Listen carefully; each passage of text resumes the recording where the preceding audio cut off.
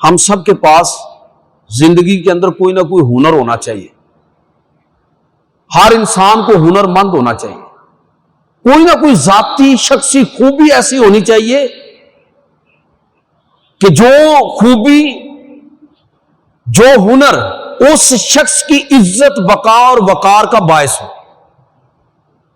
یاد رکھیے کہ آپ کی شخصی خوبیاں ہی اصل میں آپ کی سب سے بڑی محافظ ہوتی ہے، اس دنیا کے اندر بھی، آخرت کے اندر بھی، زندگی میں اور مرنے کے بعد بھی.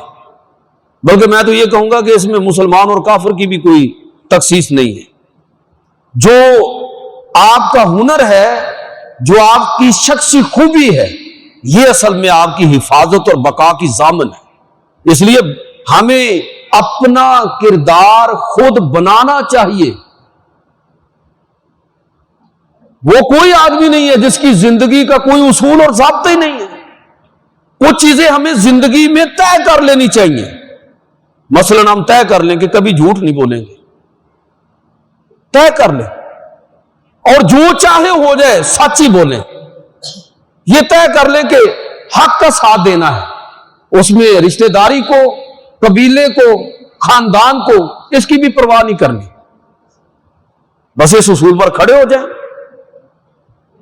میں بات یہ کر رہا ہوں کہ اصل میں انسان کی شخصی خوبیاں اور اس کا کردار اور اس کے ذاتی اوصاف، یہ سب سے بڑے محافظ ہیں کسی بھی انسان کے، اور یہ عزت اور وقار کا سب سے بڑا معیار ہے.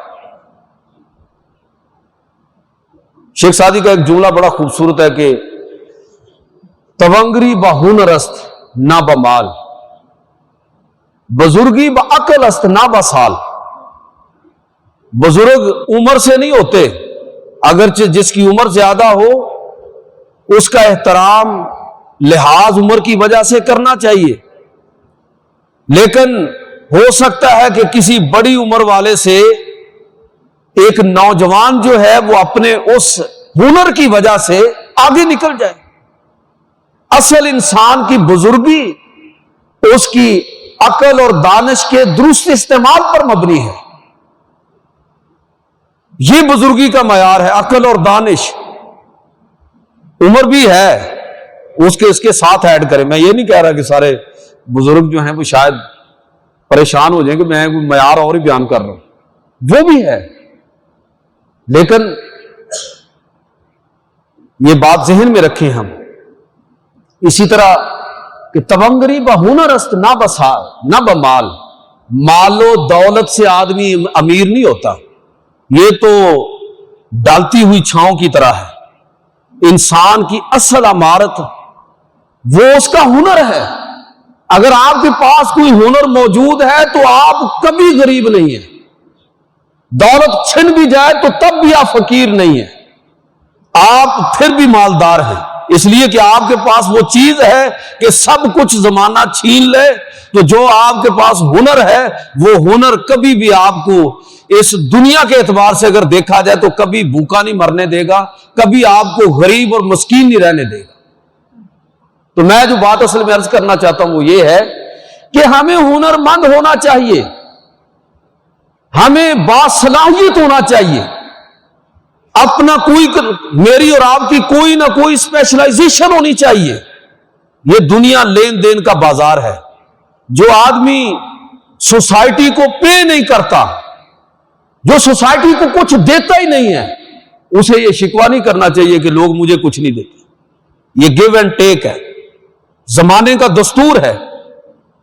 لیس للانسان الا ما سعی کا اصول ہے. قرآن و سنت کو پڑھیے، خیر الناس من ینفع الناس، یہ اصول ہے جو ہمیں شریعت نے دیا ہے، جو اللہ کے پیغمبر صلی اللہ علیہ وسلم نے دیا ہے. تو میں بات جو عرض کرنا چاہتا ہوں وہ یہ ہے کہ اگر میں نے اور آپ نے اپنے کردار کو صحیح اصولوں پر کھڑا کیا ہے تو یہ سمجھ لیجئے کہ ایسا کردار بسا اوقات دشمنوں کو بھی آپ کی تعریف پر مجبور کر دے. صحیح بخاری کے اندر یہ واقعہ موجود ہے. ابن الداغنہ یہ عرب کا بڑا سردار تھا.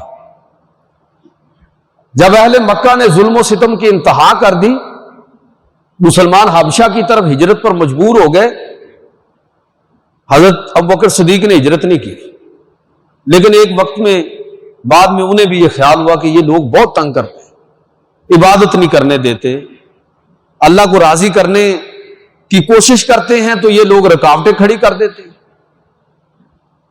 اذیتیں، تکلیفیں، مصائب و آلام ایک ہجوم کی شکل میں تعاقب کر رہی ہیں مسلمانوں کا۔ تو دل میں خیال آیا کہ میں بھی ہجرت کر دوں، کسی ایسے گوشے میں چلا جاتا ہوں جہاں پر آرام اور سکون سے اللہ کی عبادت کروں۔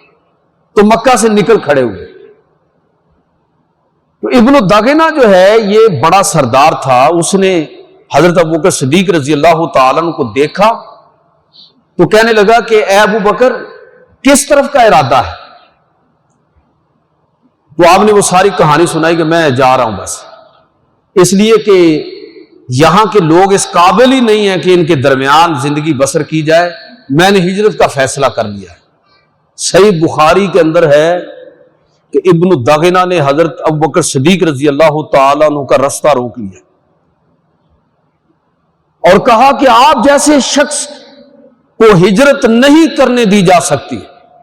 میں وہ الفاظ آپ کو سنانا چاہتا ہوں۔ ان مثلک لا یخرج ولا یخرج فانک تکسب المعدوم وتصل الرحم وتحمل الکلہ وتقری الضیف وتعین علی نوائب الحق وانا لک جار۔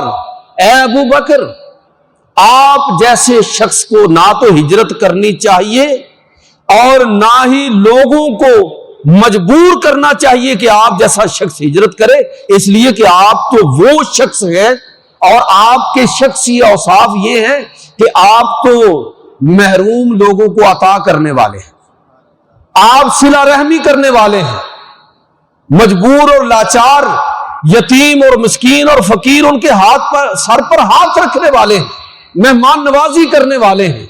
جو شخص آپ جیسے کردار کا مالک ہو اس شخص کو کسی علاقے سے ہجرت کرنا یہ تو اس علاقے کی بدبختی ہوگی۔ میں آپ کو پناہ دیتا ہوں، آپ میرے ساتھ واپس مکہ چلیے، جو آپ پر ظلم کرے گا میں اس کے راستے میں کھڑا ہو جاؤں۔ پھر یہ واپس تشریف لے آئے۔ میں اس واقعے سے جو استدلال کرنا چاہ رہا ہوں وہ یہ ہے کہ آپ کا کیا خیال ہے کہ جناب ابو بکر صدیق رضی اللہ تعالیٰ عنہ کا جو تحفظ ہے وہ ابن الدغنہ جو سردار تھا اس نے کیا ہے؟ اس نے آپ کو اپنی پناہ میں لے کے واپس مکہ لے آیا کہ آپ اپنی مرضی سے عبادت کریں، کوئی مائی کا لال آپ کا بال بھی باقا نہیں کر سکتا، میں آپ کا ضامن ہوں، میں آپ کا محافظ ہوں۔ تو بظاہر ایسے لگتا ہے کہ جیسے حضرت ابوبکر صدیق رضی اللہ تعالیٰ عنہ کا تحفظ اس نے کیا ہے، لیکن جب آپ گہرائی میں جا کر دیکھیں گے تو آپ کو سمجھ آئے گی کہ جناب ابوبکر صدیق رضی اللہ تعالیٰ عنہ کا تحفظ ابن الدغنہ نے نہیں بلکہ آپ کے ذاتی اور شخصی کردار نے کیا ہے۔ جب انسان کا کردار ایسا ہوتا ہے تو وہ اس کے اپنے وقار اور عزت کا ضامن بن جاتا ہے، دشمن اور دوست سارے اس کی حمایت کے اندر کھڑے ہو جاتے ہیں۔ اس لیے مجھے اور آپ کو ایسا کردار اپنانا چاہیے کہ لوگ اس کردار کی بنیاد پر ہماری حمایت میں کھڑے ہو جائیں، ہمارے ساتھ کھڑے ہو جائیں، اگرچہ کوئی حسبی نسبی تعلق نہ ہو، اگرچہ کوئی برادری کا تعلق نہ ہو، اگرچہ کوئی مذہبی تعلق نہ ہو، لیکن کردار انسان کا ایسا ہو۔ تو میں جو نقطہ آپ کی خدمت میں عرض کرنا چاہتا ہوں وہ یہ ہے کہ شخصی خوبیاں اور کردار یہ انسان کی عزت اور وقار کے سب سے بڑے محافظ ہیں۔ یہ ایسٹ انڈیا کمپنی کی حکومت جو ہے یہ برِ صغیر کے اوپر رہی ہے۔ لارڈ ولیم وینٹک یہ 1828 سے 1835 تک گورنر جنرل رہا ہندوستان کا۔ ایک دور میں اس نے حکم دے دیا کہ تاج محل کو گرا دیا جائے۔ ایسٹ انڈیا کمپنی جو تھی وہ اقتصادی طور پر دیوالیہ ہو گئی اور اس کے مسائل اقتصادی بہت زیادہ بڑھ گئے۔ تو اس نے یہ حکم دیا کہ چلو یہ ہم گرا کے پتھر وغیرہ بیچیں گے، قیمتی پتھر ہے۔ اس دور میں تخمینہ لگا کہ کوئی 1 لاکھ سے زیادہ کا پتھر ہوگا، تو چلو ہماری कंपनी जो है वो खसारे से निकल जाएगी। जब उसने ये हुक्म दिया तो हिंदुस्तान के अंदर मुसलमान और गैर मुस्लिम सारे इसके खिलाफ खड़े हो गए कि हम ताजमहल को नहीं गिराने देंगे। एहतजाज इस दर्जे बढ़ा कि गवर्नर जनरल को बिल आखिर अपना फैसला वापस लेना पड़ा। मैं आपसे सवाल यह करना चाहता हूं कि आप क्या समझते हैं कि ताजमहल को मुसलमानों और हिंदुओं के एहतजाज और उनकी ताकत ने बचाया है? नहीं, ऐसा नहीं है। ताजमहल को उसकी उस जाती खूबी, जो उसका हुस्न जमाल है, जो उसको दुनिया की इमारतों में मुनफरिद करता है, उसकी जो जाती खूबी या हुस्न जमाल था, उस हुस्न जमाल ने उसका तहफ्फुज किया, उसने उसको बचाया है कि हम इतनी अजीम शान, इतनी खूबसूरत इमारत को नहीं गिराने देंगे। हिंदू भी खड़े हो गए, मुसलमान भी खड़े हो गए। तो ये बात हमें समझ आती है कि तारीख को पढ़ें तब भी, और अगर हम अपने मुशाहदात पर गौर करें तब भी, कि असल में इंसान की जो शख्सी खूबियां हैं ये उसके इज्जत और वकार की सबसे बड़ी जामन है। तो फिर हमें असल में अपने किरदार को डेवलप करना चाहिए, अपने किरदार के अंदर ऐसी खूबियां पैदा करनी चाहिए, अपने अखलाक को उन उसूलों पर खड़ा करना चाहिए कि रंगो नस्ल और मजहब की तकसीम के बगैर लोग जब हमें देखें तो हमारे किरदार की बुनियाद पर हमारा साथ देने के लिए हमारे साथ खड़े।